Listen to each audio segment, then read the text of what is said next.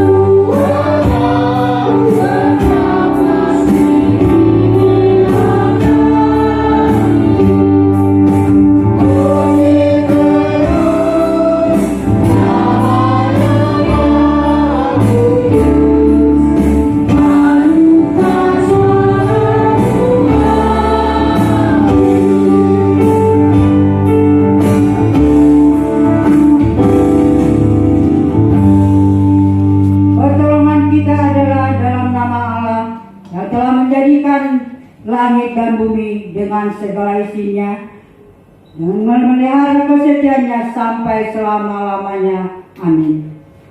Berbahagialah orang yang bertahan dalam pencobaan, sebab apabila ia sudah tahan uji, ia akan menerima mahkota kehidupan yang dijanjikan Allah kepada barang siapa yang mengasihi Dia.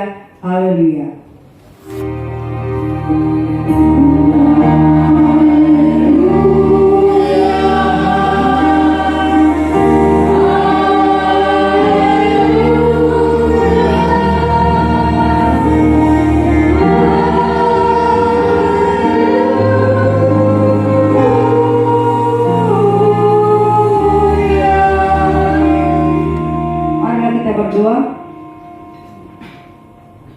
Ya Tuhan Allah Bapa kami yang Maha Suci, puji dan syukur kami panjatkan kepadamu, karena Engkau telah memelihara kami di tengah-tengah kejahatan dunia ini, supaya kami menjadi pujian bagimu. Hinaan dan cemoohan musuh kami sering melampaui ketahanan jiwa kami, maka sering kami jatuh dan meninggalkan jalanmu. Ampuni dan kuatkanlah iman kami, supaya kami dapat bertekun dalam namamu, sekalipun orang-orang menghina dan mencomohkan kami, sehingga selama-lama hari-hari kami di atas dunia ini senantiasa kami memantulkan kebenaran pengaturanmu dalam cobaan-cobaan dunia ini, karena pengorbanan anakmu Tuhan Yesus penebus kami. Amin.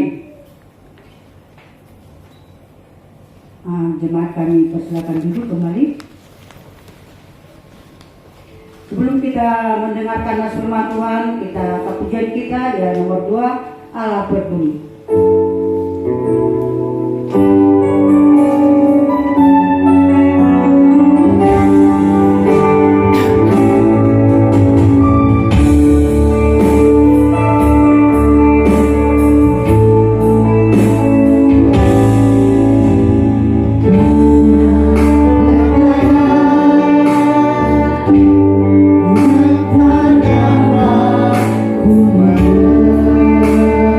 Yeah.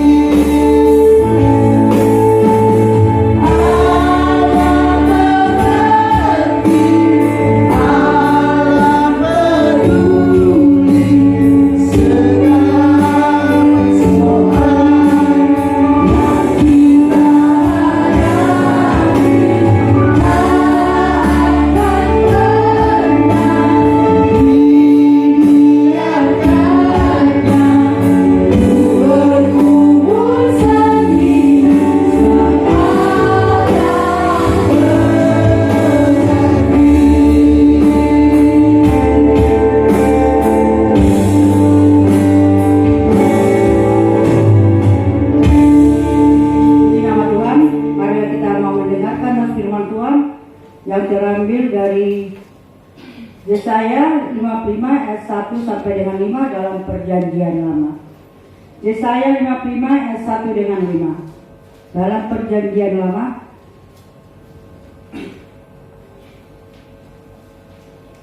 Mari kita membacanya secara bergantian. Saya ayat yang ganjil, saudara yang terkasih, ayat yang benar. Di ayat yang kelima kita nantinya bersama-sama. Kalau sudah dapat, kita mulai. Yesaya 55 ayat 1 sampai dengan yang kelima. Saya akan mulai. Ayo hai semua orang yang haus, marilah dan minumlah air. Dan hai orang yang tidak mempunyai uang, marilah, terimalah gandum tanpa uang pembeli dan makanlah. Juga anggur dan susu tanpa bayaran. Silakan. Mengapakah kamu belanjakan uang untuk sesuatu yang bukan roti, dan upah jerih payahmu untuk semua sesuatu yang tidak menyenangkan? Dengarlah aku, maka kamu akan memakan yang baik, dan kamu akan menikmati sajian yang paling lezat. Sendengkanlah telingamu dan datanglah kepadaku. Dengarkanlah, maka kamu akan hidup. Aku hendak mengikat perjanjian abadi dengan kamu, menurut kasih setia yang teguh yang kujanjikan kepada Daud. Silakan. Sesungguhnya aku telah menetapkan dia menjadi saksi bagi bangsa-bangsa, menjadi seorang raja dan pemerintah yang suku bangsa. Kita bersama-sama ayat kelima. Sesungguhnya engkau akan memanggil bangsa yang tidak kau kenal, dan bangsa yang tidak mengenal engkau akan berlari kepadamu. Oleh karena Tuhan Allahmu dan karena yang Maha Kudus, Allah Israel, Allah yang mengagungkan engkau. Demikianlah firman Tuhan. Berbahagialah orang yang mendengarkan firman Allah serta melakukannya di dalam kehidupannya hari lepas hari. Amin. Kita angkat puji-pujian kita mau doa pengampunan dosa.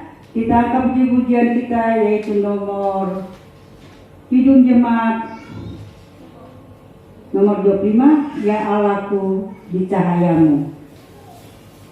Kita akan bangkit berdiri, kita mau pengampunan dosa. Bangkit berdiri.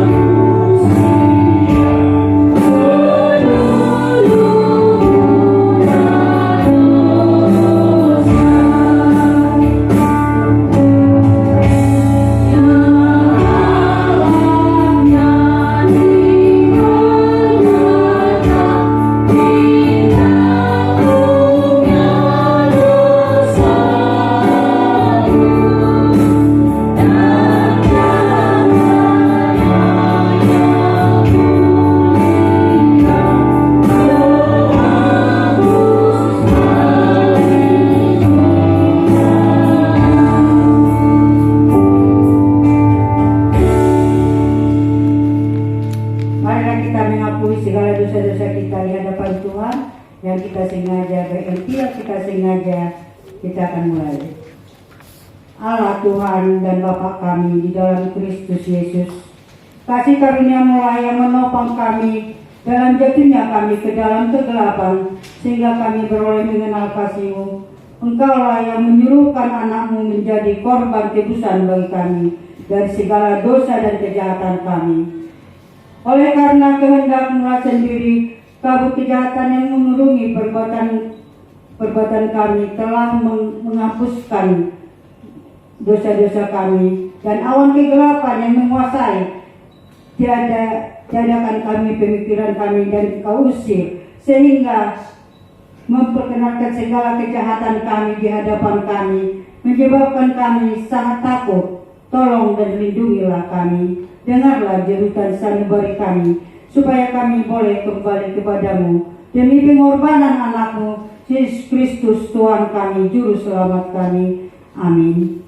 Kita angkat pujian kita dari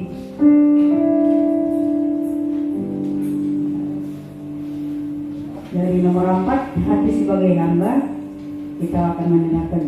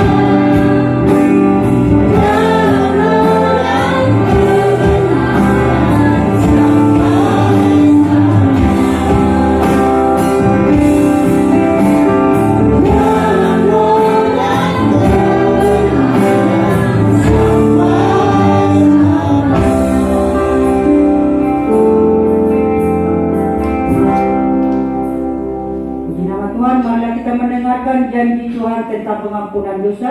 Demikianlah firman Tuhan.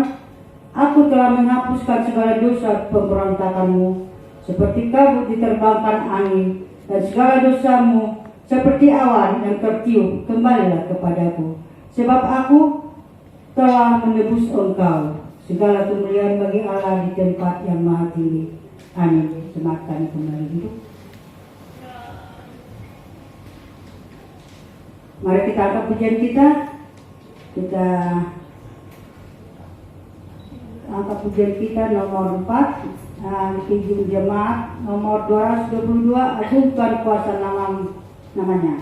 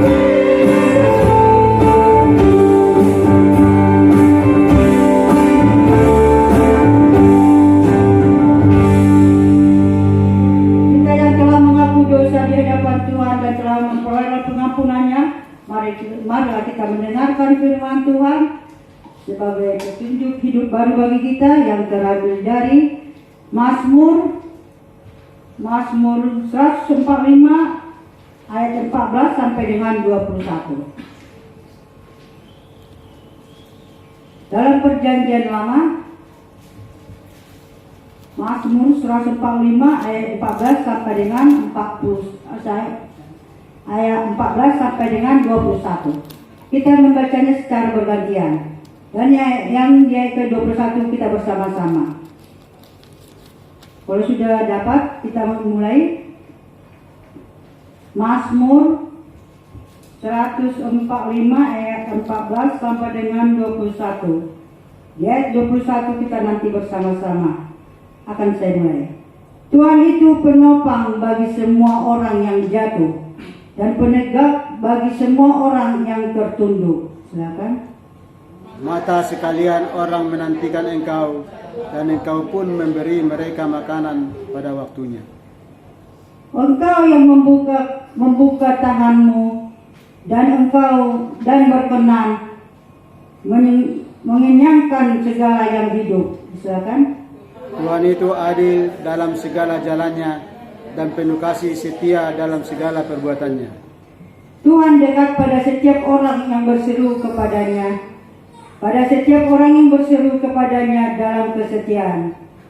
Dia melakukan kehendak orang-orang yang takut akan Dia, mendengarkan teriak mereka, minta tolong dan menyelamatkan mereka. Tuhan menjaga semua orang yang mengasihinya, tetapi semua orang fasik akan dibinasakannya.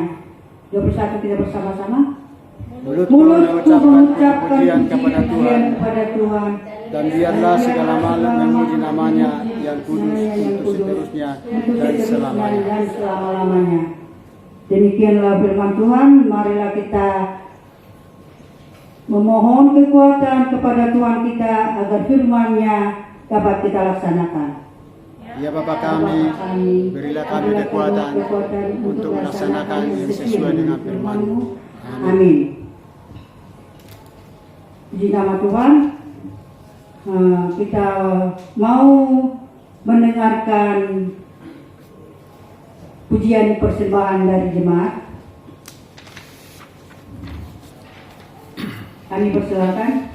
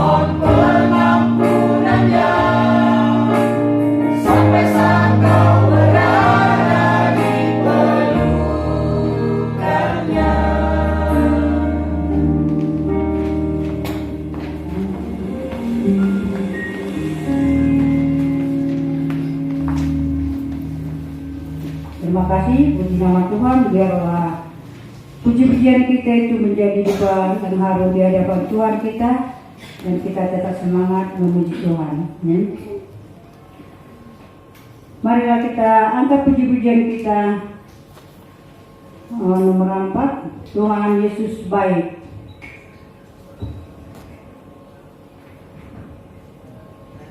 Untuk kita mau menyambut iman rasul kita angkat puji-pujian kita nomor 4, Tuhan Yesus baik. Tuhan Yesus baik.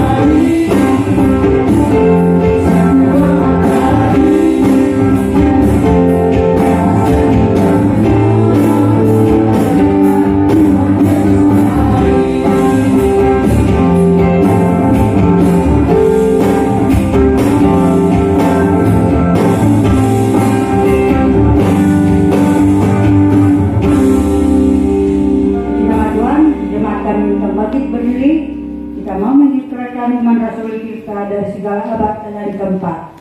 Kita mulai. Aku percaya kepada Allah, Bapa yang Maha Kuasa, Bapa dan Bumi, dan kepada Yesus Kristus, Anaknya yang tunggal Tuhan kita, yang dikandung daripada Roh Kudus, lahir dari anak Maria, yang menderita sengsara di bawah pemerintahan Pontius Pilatus, disalibkan, mati dan dikuburkan, turun ke dalam kerajaan maut, pada hari yang ketiga bangkit pula dari antara orang mati, naik ke surga, duduk di sebelah kanan Allah, Bapa yang Maha Kuasa, dan banyak sangat yang akan datang untuk menghakimi orang yang hidup dan yang mati. Aku Percaya kepada Roh Kudus, gereja yang kudus dan am, persekutuan orang kudus, pengampunan dosa, kebangkitan dari hidup yang kekal. Amin. Jemaat kembali duduk. Kita mau mendengarkan warta jemaat.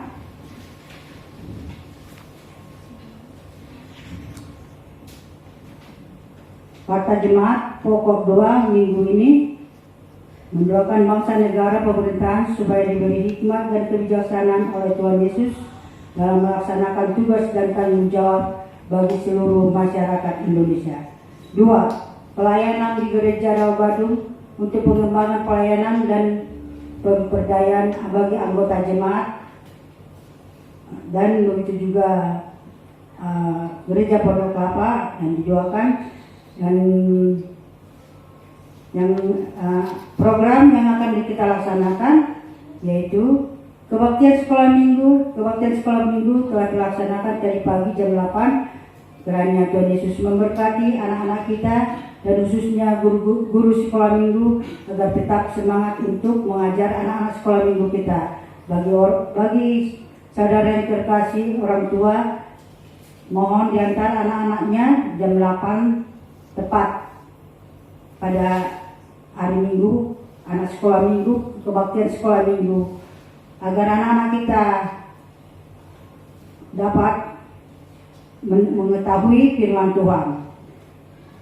Yang kedua, ibadah minggu di Gereja Pondok Kelapa dilaksanakan pukul 16 WIB.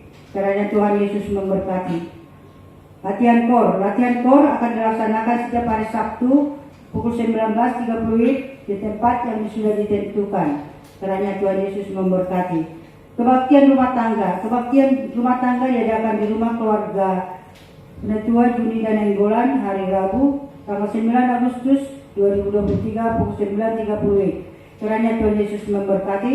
Pelayan kebaktian rumah tangga hari Rabu tanggal 9 Agustus 2023, pengkhotbah Guru Injil Edward Panjangan, angkat nyanyian Jojor Pardede, dua sapa Guru Injil Doi Marpaung. Kiranya Tuhan Yesus memberkati pelayanan ini dalam kebaktian di rumah keluarga kita menyambut ayat. Demikianlah warta yang bisa kami sampaikan. Kita mau mendengarkan firman Tuhan yang dibawakan Ibu Gembala kita. Mari kita bangkit berdiri, kita sambut firman Tuhan. Kusiapkan hatiku Tuhan.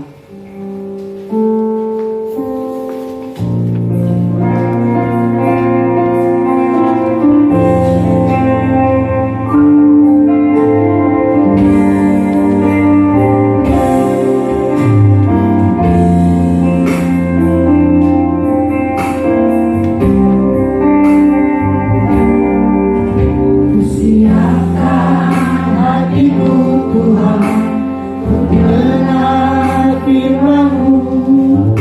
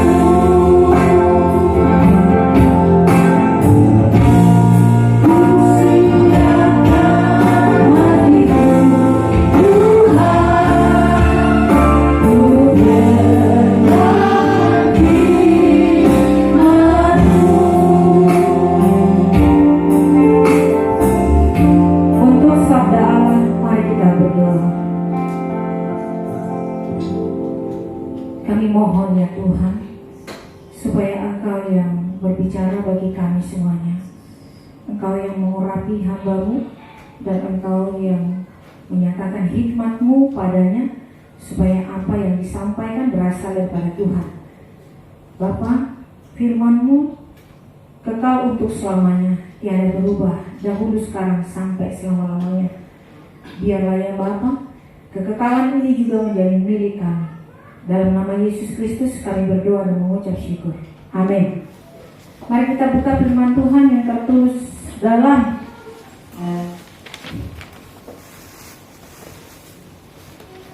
1 Tesalonika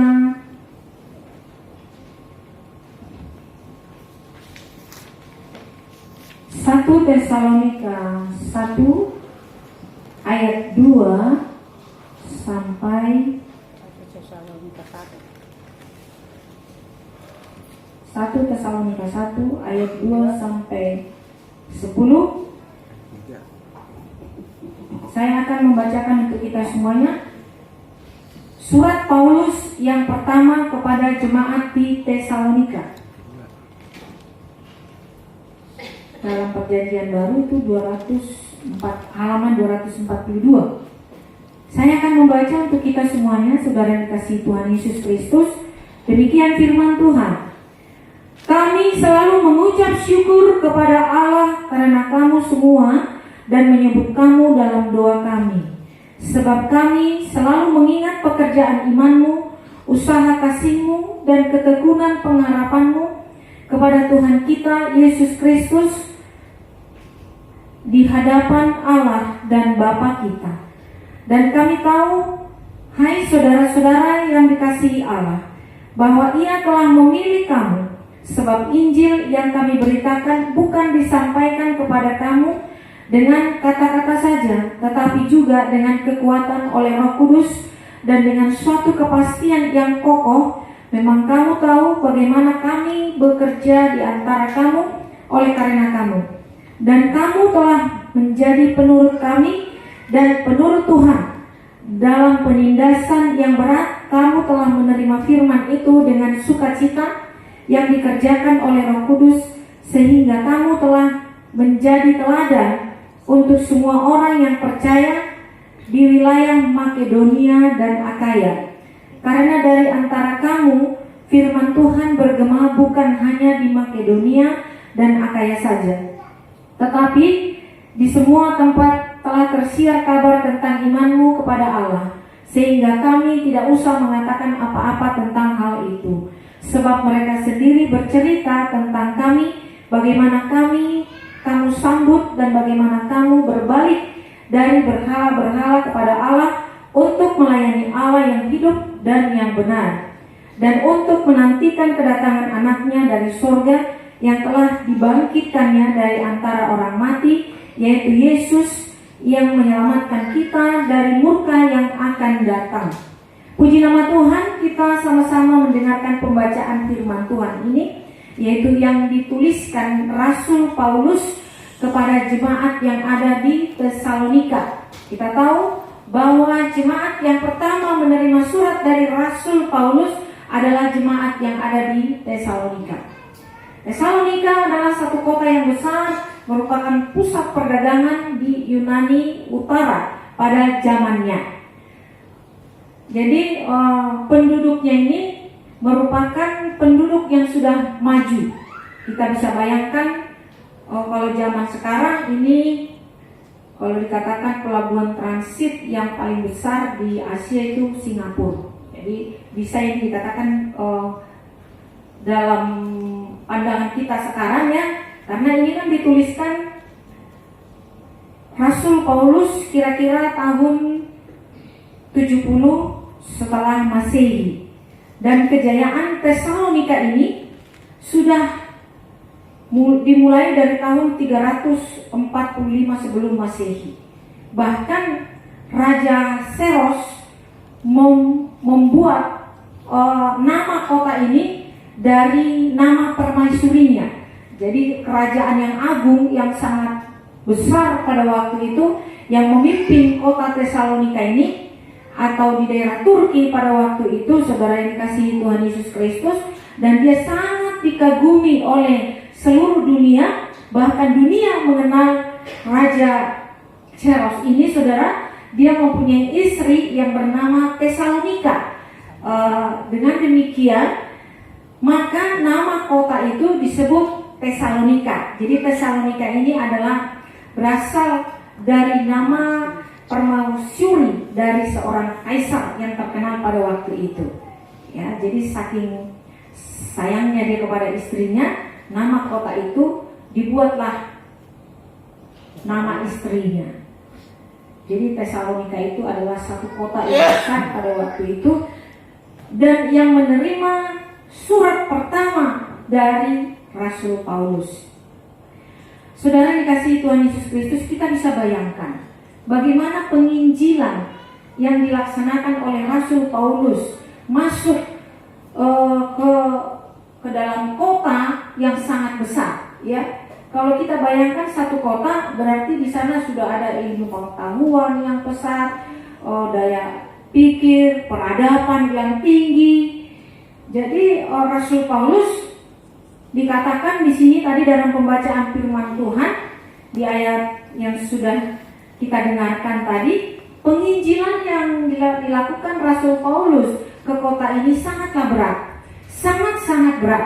Bisa kita bayangkan bagaimana Rasul Paulus untuk memperjuangkan Injil masuk ke kota ini dalam rangka memberitakan bahwa Yesus Kristus itu adalah Tuhan, ya, menyampaikan kepada masyarakat warga yang ada di Tesalonika. Sekali lagi, penduduk atau warga di kota Tesalonika ini adalah penduduk yang tidak respon dengan iman.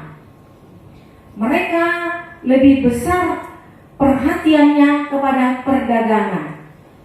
Kita bisa bayangkan ya, bahwa masyarakat yang hidup di perkotaan dan masyarakat yang hidup di pedesaan, mana lebih mudah menerima iman daripada masyarakat kota? Yang dua ini, yang di pertaniankah atau yang di perkotaan?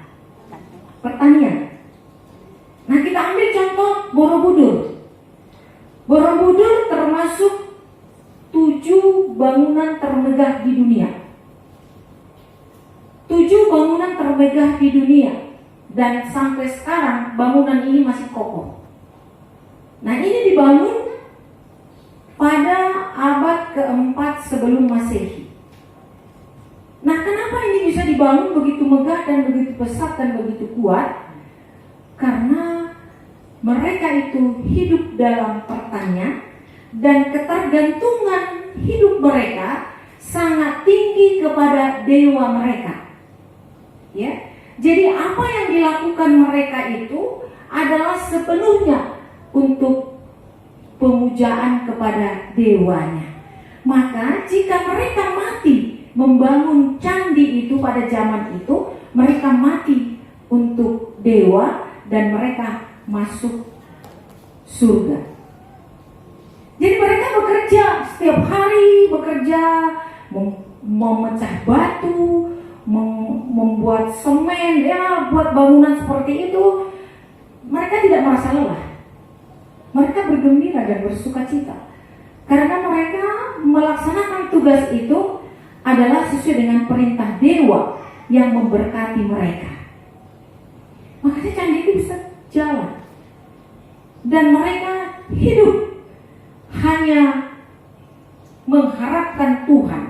Artinya ketergantungan hidup mereka kepada Tuhan itu sangat tinggi. Makanya bisa dibangun itu.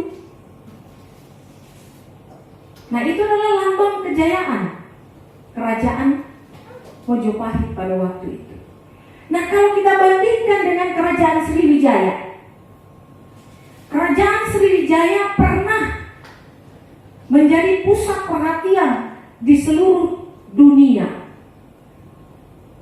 Dan tercatat dalam kitab sejarah, kota Sriwijaya, kota Palembang pernah menjadi pusat perdagangan Eropa, Asia Tapi apa peninggalan yang kita lihat di Palembang? Apa bukti sejarah yang ditinggalkan oleh kerajaan Sriwijaya? Tidak ada.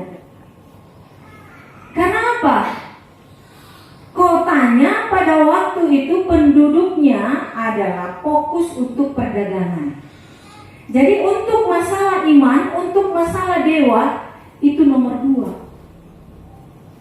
Mereka duit, waktu duit, semuanya diukur dengan duit, atau bisa dikatakan materialistis.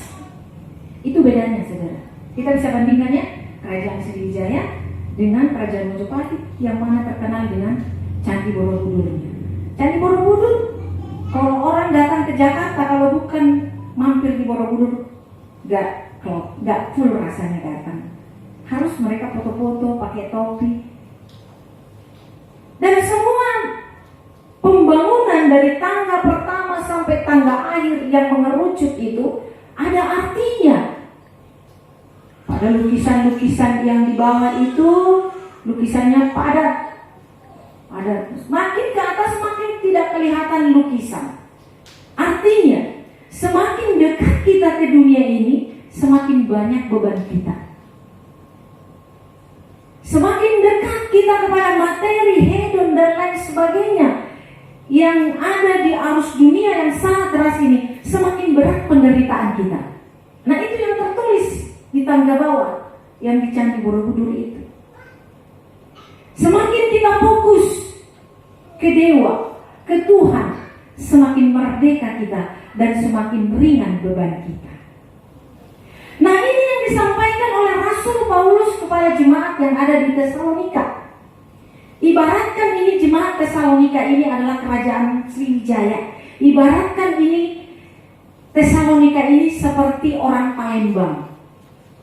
Orang Palembang itu tidak terlalu religius.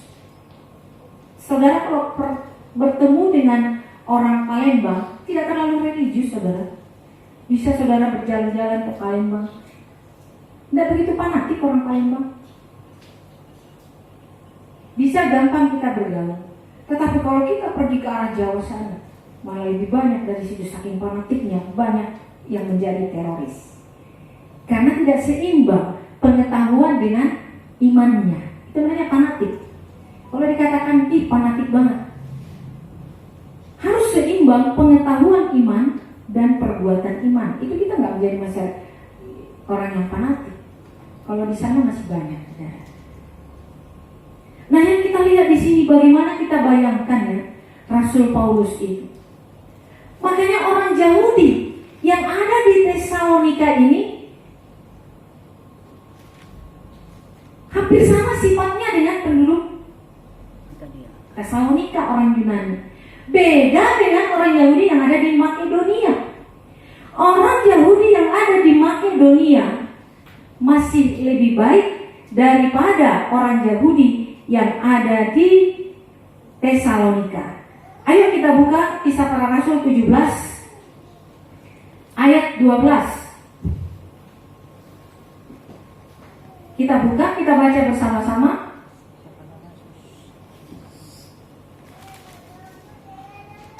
Kisah Para Rasul 17 ayat 11.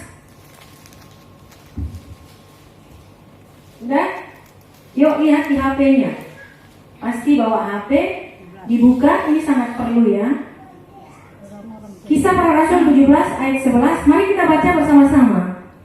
Orang-orang Yahudi di kota itu lebih baik hatinya daripada orang-orang Yahudi di Tesalonika, karena mereka menerima firman itu dengan segala kerelaan hati, dan setiap hari mereka menyelidiki kitab suci untuk mengetahui apakah semuanya itu benar demikian, ya kan? Orang Yahudi di Tesalonika itu banyak yang tidak baik, banyak yang tidak bisa menerima iman yang diajarkan oleh Rasul Paulus. Dan orang-orang Yahudi yang di Tesalonika itu bahkan mengusir Rasul dari sana, Rasul Paulus dari sana. Sangat berat Rasul Paulus menyampaikan firman di sana. Ini saya baca di saya baca dulu di ayat 6-nya. Dan kamu telah menjadi penurut kami dan penurut Tuhan dalam penindasan yang berat. Dalam penindasan yang berat. Jemaat yang ada di Makedonia yang dengan rela hati menerima ajaran kitab suci yang disampaikan oleh Rasul Paulus pada zaman itu.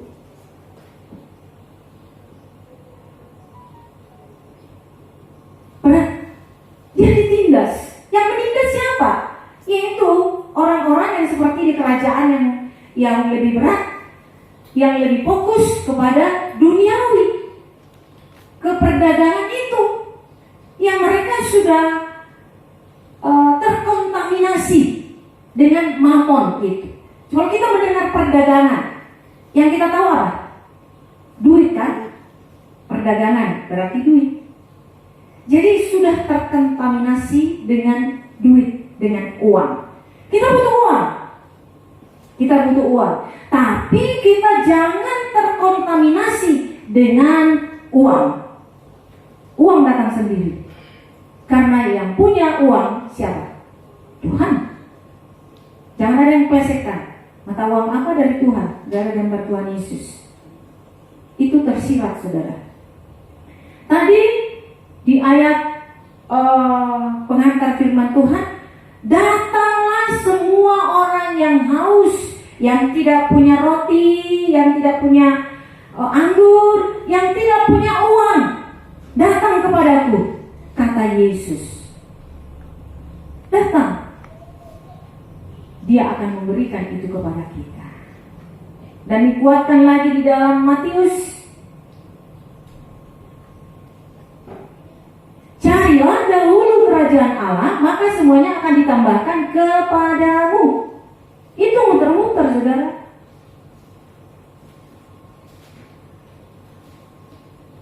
Emang kita kira yang membangun Candi Borobudur itu secara kasat mata kita lihat, capek banget ya, kasihan banget ya.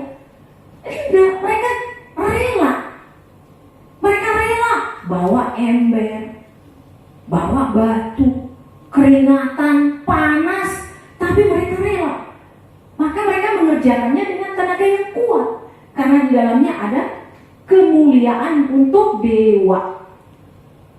Kita datang ke gereja ini tidak ada rasa capek. Saya tidak capek. Meski banyak bangku-bangku kosong, saya suka cita. Tidak terbeban. Karena satu jiwa juga mahal di hadapan Tuhan. Saya ada di sini dengan kerelaan hati. Rela. Kemana saya dipanggil untuk memberitakan firman, saya rela. Panggil ke penjara. Kalau saya ke penjara, kalau hitung-hitungan, sekali ke penjara, 3 juta habis duit saya. Tapi saya tidak pernah miskin.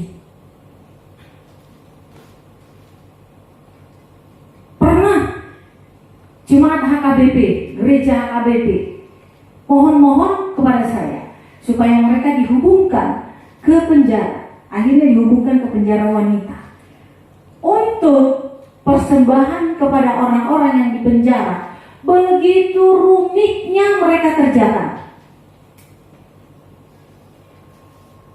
Mereka mengerjakannya 6 dan uangnya habis hampir 2 juta. Kasih persembahan, kasih ini. Dan setelah itu dilaksanakan, stop. Sampai sekarang tidak pernah lagi. Karena rugi menurut mereka.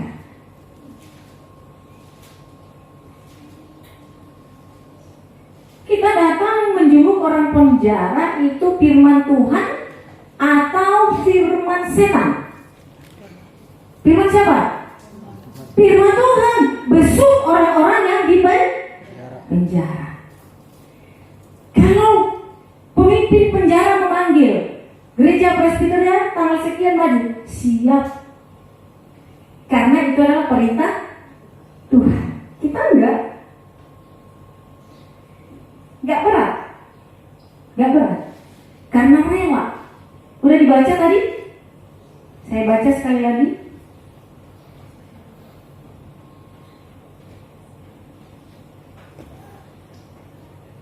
Kisah para Rasul 17 ayat 11. Saya ulangi lagi ya. Orang-orang Yahudi di kota itu lebih baik hatinya daripada orang-orang Yahudi di Tesalonika, karena mereka menerima firman itu dengan segala kerelaan hati. Rela. Orang yang tidak terlalu dekat ke dunia ini, hatinya selalu rela, ikhlas. Ya, nanti saudara kalau pergi ke Candi Borobudur, jangan hanya foto-foto aja, pakai topi, pakai kacamata karena panas. Coba lihat di tangga pertama, apa yang ada di situ? Lukisan penuh sampai kecil-kecil. Berat. Kenapa? Terlalu dekat ke dunia. Orang yang terlalu dekat ke dunia, kerelaan hati tidak ada. Tidak ada. Padahal rumus firman Tuhan, hati yang gembira adalah obat. Jadi kalau hatinya rela, sakit apa yang mengganggu dia? Sakit apa? Pusing kepala dan lain, nggak ada. Hatinya rela, ikhlas, nggak ada. Kalau di Rawa Badung ini, saudara, ini pelayanan dibuka oleh pendeta Onibala tahun 91. Susah orang-orang datang ke gereja. Kalau kita cek, ya saya HKBP, kita cek sekarang, mereka tidur-tiduran, main HP. Kenapa? Di sini udah terkontaminasi dengan dunia, dengan mamon. Udah terkontaminasi. Kita datang jam 6 yang dipimpin oleh pendeta Onibala, yang datang 3 orang, tapi pendeta Onibala tetap setia di Rawa Badung. Masuk okumene 10 orang, jangan kecil hati. Ingat, Rasul Paulus juga merasakan penindasan berat ke jemaat yang ada di Tesalonika karena mereka terlalu berat ke dunia ini. Jadi hatinya tidak ada kerelaan untuk menerima firman Tuhan yang disampaikan oleh Rasul Paulus. Saudara yang dikasihi Tuhan Yesus Kristus, kalau kita bayangkan Rasul Paulus yang ditindas oleh jemaat Tesalonika atau warga Tesalonika, di mana yang kehidupan sumber perekonomian mereka dari perdagangan itu, ya ini memang karakter dari manusia. Maka dikatakan firman Tuhan kepada kita semuanya, saudara yang dikasihi Tuhan Yesus Kristus, pekabaran Injil gereja Tuhan tidak bisa dikerjakan oleh manusia, tetapi dikerjakan oleh Roh Kudus. Demikian firman-Nya. Dan kamu telah menjadi penurut kami dan penurut Tuhan dalam penindasan yang berat. Kamu menerima firman itu dengan sukacita yang dikerjakan oleh Roh Kudus. Saudara ada di tempat ini, saudara nurut firman Tuhan, itu bukan dikerjakan gereja, bukan dikerjakan oleh Pak Marpau, bukan dikerjakan oleh Ibu Lasmian, bukan, tetapi dikerjakan oleh Roh Kudus. Roh Kudus.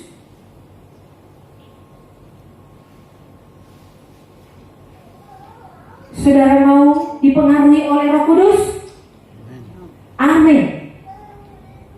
Sukacita saudara kalau kita dipengaruhi oleh Roh Kudus. Hatinya rela. Coba kalau hati kita selalu terpaksa, wajah kita cemberut selalu. Bagaimana yang terpaksa? Tapi kalau rela, kita senang, saudara. Yang terakhir, dalam pembacaan firman Tuhan ini, dan untuk menantikan kedatangan anaknya dari sorga yang telah dibangkitkannya dari antara orang mati, yaitu Yesus yang menyelamatkan kita dari murka yang akan datang. Ada orang takut mati, katanya sesudah mati diadili dan kita masuk neraka. Enggak, tenang aja, kita sudah terhindar dari murka Allah. Jadi kalau kita mati, meninggalkan dunia ini, kalau kemah kita ini kemah, tubuh ini kemah, kalau kemah ini sudah dibongkar oleh Tuhan, kita sudah dijamin oleh Yesus Kristus. Coba bagaimana takutnya agama yang mengajarkan kalau kita mati, kita dicambuk 40 kali. Takut. Bagaimana? Takut gak? Nah, ini yang diajarkan Rasul Paulus ke jemaat di Tesalonika kepada kita semuanya. Di dunia kita diberkati, di sorga kita dijamin. Oleh karena Yesus Kristus yang sudah menyelamatkan kita dari murka yang akan datang. Ya, mustahil kita bisa sampai ke sorga kalau kaki kita nggak sampai ke bumi. Jadi jangan selalu cerita sorga. Dunia juga tidak tahu. Berdoa terus, tapi perbuatan tidak ada. Allah tidak kita lihat, tapi perbuatan kita yang membuktikan kita punya iman, lakukan kepada sesama kita. Berbuat baiklah kepada semua orang, terlebih kepada siapa? Sesama iman.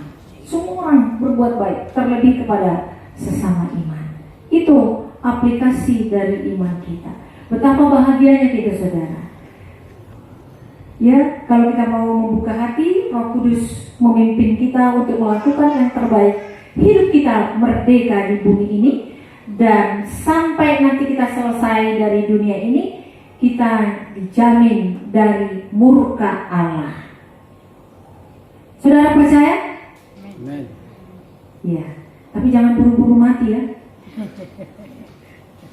Katakan, yang dahulu lahir, biarlah dahulu pergi. Masa Ibu Tomasowa duluan lahir dari saya duluan pergi dari dia? Secara manusia gak enak kan? Ya kalau udah tua biarlah. Karena Tuhan mengatakan apa? 70 tahun. Ya maunya 70 tahun deh. Karena itu adalah firman. Kalaupun lewat merupakan bonus. Sebelum 70 tahun berkarya semuanya. Berkarya. Pakai hidupmu untuk memberkati orang lain. Hidupmu harus jadi berkat. Karena kita sudah dijamin oleh Tuhan. Sudah dijamin oleh Tuhan. Masih ada takut? Masih ada takut? Cuma Tuhan? Gak ada. Aduh, gak jawab. Jangan-jangan takut. Masih ada takut? Gak ada ngaku. Gak ada ngaku. Jawab dong. Kalau enggak ditutup. Saya lama-lamain nanti. Masih ada takut di bumi ini? Enggak takut lah. Saya tambah-tambahin nanti ayatnya. Masih ada takut? Takut. Ayo sebutkan, saya tidak takut karena Roh Kudus membimbingku. 1, 2, 3. Takut karena Roh Kudus yang membimbingku. Saya tidak takut pada hari penghakiman dari murka Allah, sebab Yesus sudah menyelamatkanku. Yuk. Saya tidak takut pada hari penghakiman dari murka Allah, karena Yesus sudah menyelamatkan aku. Amin. Kita bangkit berdiri, kita memuji Tuhan. Terima dong Yesus. Kami diterima.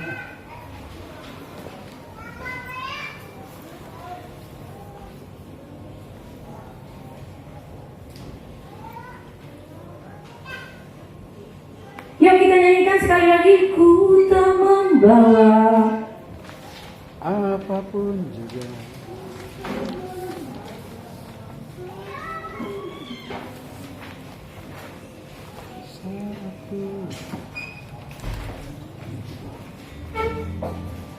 Ku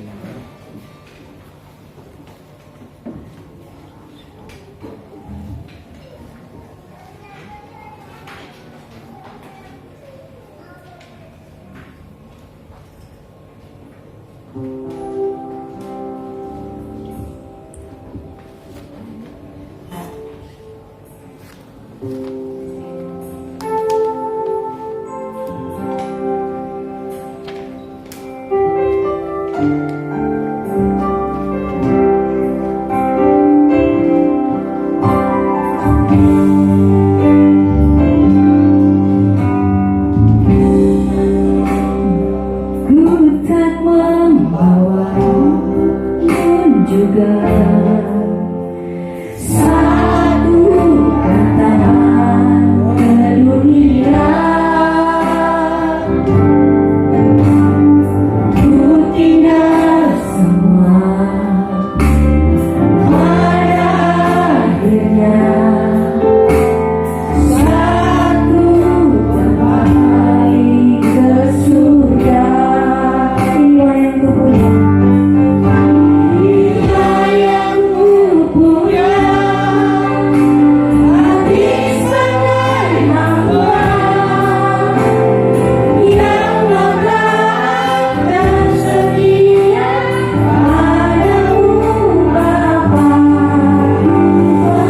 Menanggungku bawa hati yang menyembah dalam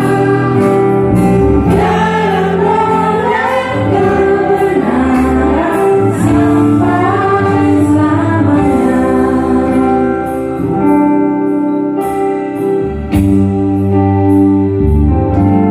Sekali lagi dari atas. Tak membawa apapun juga satu katakan ke dunia. Ku tinggal semua pada akhirnya. Satu kembali ke surga. Inilah yang ku punya. Hati sebagai hamba yang melekat dan setia padamu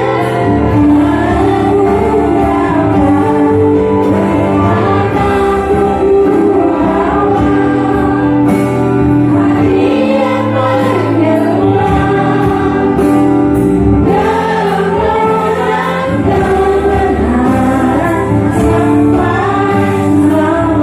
Menanggungku bawa hati yang menyembah dalam roda kebenaran sampai selamanya. Dalam roda kebenaran sampai selamanya.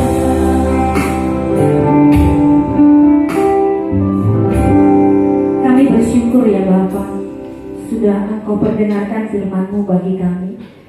Sebagaimana Rasul Paulus yang menyampaikan firman-Mu di jemaat Tesalonika ya Bapa, dan juga di Makedonia ya Tuhan. Tuhan, penindasan yang sangat berat dialaminya ketika dia tiba di Tesalonika ya Bapa, karena struktur kependudukan di sana ya Tuhan yang mempengaruhi penerimaan Injil iman di sana ya Bapa. Namun ya Tuhan, dengan pekerjaan Roh Kudus-Mu sampai saat ini jemaat di Tesalonika menjadi orang yang setia dan taat kepada Tuhan. Kami tahu ini adalah pekerjaan Roh Kudus. Sebagaimana Engkau Tuhan menolong Rasul Paulus menyampaikan firman kepada masyarakat yang ada di sana pada ribuan tahun yang lalu. Demikian juga Bapa, Engkau menyampaikan firman-Mu bagi kami. Kami datang ya Tuhan ke tempat ini dengan kerelaan hati. Datang untuk menyelidiki firman Tuhan. Datang untuk menyembah, memuji dan memuliakan nama Tuhan. Dengan kebaikan Tuhan, Engkau mengirimkan Roh Kudus bagi kami, sehingga kami mengerti akan firman Tuhan. Kami tahu Tuhan di bumi ini Engkau menolong kami untuk lebih dekat kepada Tuhan. Meski arus dunia ini Bapa terlalu deras untuk kami lewati, Namun dengan pekerjaan pertolongan Roh Kudus, kami mampu menerima firman-Mu, kami mampu melakukan firman-Mu. Sebagai hamba yang taat Tuhan, kami terus mengharapkan segala keperluan kami kepada Tuhan. Pengharapan kami Tuhan lebih tinggi dari segala apa yang ada di dunia ini. Biarlah Tuhan yang memberkati kami selalu. Bapa, kami percaya ya Tuhan, kehadiran kami pada saat ini di tempat-Mu yang kudus ini tidak sia-sia, melainkan kami menerima berkat yang berkelimpahan. Ketika kami datang pada waktu ragu-ragu, pada saat ini kami diteguhkan oleh firman-Mu. Ketika kami datang Tuhan dengan merasakan jalan sempit dan buntu, Engkau membukakan pintu bagi kami dan kami merasakan sukacita. Ketika kami datang dengan keadaan lemah, letih dan lesu, karena kami Tuhan melihat keadaan kami yang tidak menentu. Tapi ketika Engkau menghampiri kami menjadi kuat, kami menjadi sempurna, karena Tuhan yang menaruhkannya bagi kami. Terpujilah Engkau ya Bapa. Tak terhitung banyaknya berkat yang kami terima pada saat ini dari Tuhan. Dengan itu Bapa, setelah kami datang kemanapun kami nanti Engkau tempatkan di masyarakat, di kantor atau di tempat pekerjaan kami, Engkau menjadikan kami menjadi saluran berkat-Mu. Kami menjadi berkat di mana kami berada. Nama Tuhan dipuji dan dipermuliakan. Terima kasih Tuhan. Kami berdoa untuk bangsa dan negara kami. Berkati negara kami.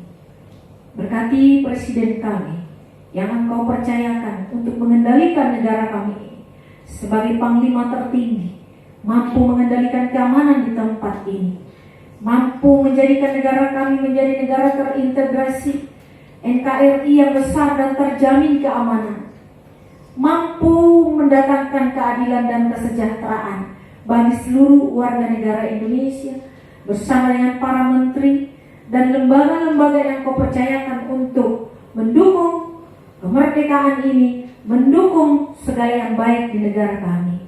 Kami berdoa untuk gereja-gereja Tuhan yang di Indonesia Tuhan, pada saat ini melakukan ibadah untuk kemuliaan nama Tuhan. Siapapun kami Tuhan yang hadir di hadapan-Mu pada hari kebesaran ini, Tuhanlah yang memberkati kami, Tuhan yang menjadikan kami menjadi orang yang rela hati untuk menerima perintah-perintah daripada Tuhan, menerima hukum moral dari Tuhan, sehingga kami tidak tersandung Tuhan sebagai gereja-Mu yang Engkau tempatkan di Indonesia ini, khususnya di Rawabadung ini Bapa. Sebagaimana Rawabadung ini kecil di mata manusia, tetapi kami percaya besar di mata Tuhan. Dan kami Engkau tempatkan di tempat ini bukan kebetulan, tetapi dengan maksud dan rencana Tuhan yang besar di Rawabadung ini. Berkati kami Tuhan menjadi orang yang besar, bahkan orang yang tertinggi dimanapun kami berada. Tuhan yang melakukan yang terbaik bagi kami. Bapa yang baik, segala apa yang dikerjakan oleh gereja-gereja-Mu yang ada di Indonesia ini, biarlah Engkau izinkan supaya semua negara mengakui bahwa di negara kami ini adalah negara yang mempunyai toleransi tinggi dari kepelbagaian antar suku bangsa, beragama, dan berbagai jenis kepelbagaian. Kami percaya Tuhan melakukannya di negeri kami ini, karena kami terus berharap hanya kepada Tuhan. Kami berdoa juga untuk seluruh masyarakat Tuhan yang banyak mungkin mengalami tertindas karena ekonomi, politik, dan lain sebagainya. Kami pertaruhkan mereka semua ke dalam tangan Tuhan. Jika mereka berperan dalam penindasan, jika mereka berperan dalam pendidikan, kebudayaan, dan lain sebagainya untuk anak-anaknya dan semua apa yang mereka alami, campur tanganlah Engkau ya Bapa. Sebagaimana Engkau campur tangan bagi jemaat-Mu di tempat ini, campur tanganlah Engkau Tuhan oleh semua warga jemaat di negeri kami ini Bapa. Kami berdoa juga ya Tuhan untuk saudara-saudara kekasih kami yang sudah lama meninggalkan gereja ini, dan mereka Tuhan malu atau tidak mau datang ke tempat ini karena harga diri yang mereka jaga, harga diri yang tidak jelas. Tuhan, kami serahkan semua ke dalam tangan Tuhan. Kami berdoa juga ya Tuhan untuk apa yang kami lanjutkan dari peribadatan ini. Tuhan Tuhan juga yang menyempurnakannya. Terima kasih Bapa, inilah doa syafaat yang kami naikkan, kiranya Tuhan yang mendengarkan, karena doa ini kami alaskan di dalam nama Yesus Kristus. Amin. Kita kembali duduk dan melanjutkan rangkaian ibadah selanjutnya. Untuk persembahan dijalankan, kita nyanyikan kini Jumat dari 393 ayat 1, 2, dan 3.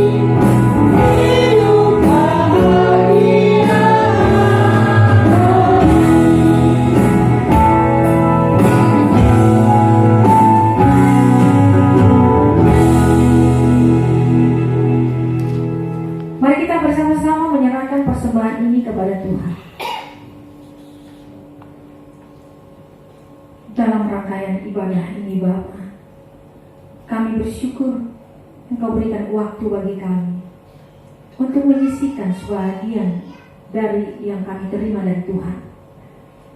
Biarlah ya Bapa yang kami berikan ini Engkau berkati, supaya menjadi alat bagi kami untuk memajukan penginjilan dari tempat ini sampai ke ujung dunia. Tuhan, kami sungguh umat yang mengetahui dan tahu diri ya Tuhan. Sesungguhnya yang ada pada kami berasal daripada Engkau dan tidak sanggup untuk membangun kerajaan-Mu di tengah-tengah bumi ini. Karena langit adalah tumpuan kepala-Mu dan bumi ini adalah tumpuan kaki-Mu. Semua yang ada di langit dan di bumi adalah milik-Mu. Namun satu hal yang kami ingat dan kami tahu, Engkau memberikan kepercayaan bagi kami untuk menggerakkan hati kami, membuat penilaian bagi Tuhan. Seberapa besar cinta kasih kami kepada Tuhan, seberapa besar cinta kasih kami untuk pekabaran Injil di tengah-tengah dunia ini. Tuhanlah yang berikan penilaian bagi kami, Tuhan yang berikan berkat bagi kami, Tuhanlah yang menolong kami sesuai dengan perbuatan kami masing-masing. Engkau taruhkan kepada nasib kami ya Tuhan. Terima kasih Bapa. Terimalah persembahan kami dan Engkau yang membalaskannya sesuai dengan janji firman-Mu, 30, 60 bahkan 100 kali lipat Engkau membalaskan bagi kami. Terpujilah Engkau kekal sampai selama-lamanya. Amin. Dalam kidung penutup minggu pagi hari saat ini, mengambil dari Pinjaman nomor 402 ayat 1, 2, dan 4.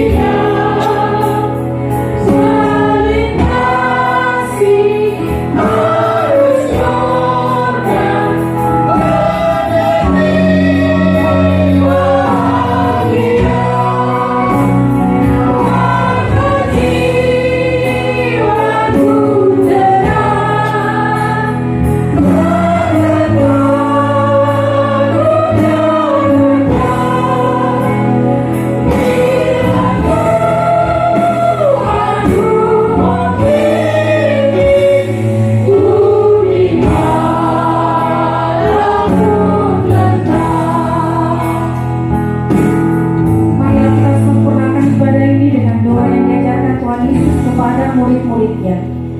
Bapa kami yang di sorga, dikuduskanlah namamu, datanglah kerajaanmu, jadilah kehendak-mu di bumi seperti di sorga. Berikanlah kami pada hari ini makanan kami yang secukupnya, dan ampunilah kami akan kesalahan kami, seperti kami juga mengampuni orang yang bersalah kepada kami. Dan janganlah membawa kami ke dalam pencobaan, tetapi lepaskanlah kami daripada yang jahat, karena Engkau punya kerajaan dan kuasa dan kemuliaan sampai selama-lamanya. Amin. Terimalah berkat dari Tuhan. Tuhan memberkati engkau dan melindungi engkau. Tuhan menyinari engkau dengan wajahnya dan diberikan kepadamu kasih karunia. Tuhan menghadapkan wajahnya kepadamu dan diberikan kepadamu damai sejahtera. Amin.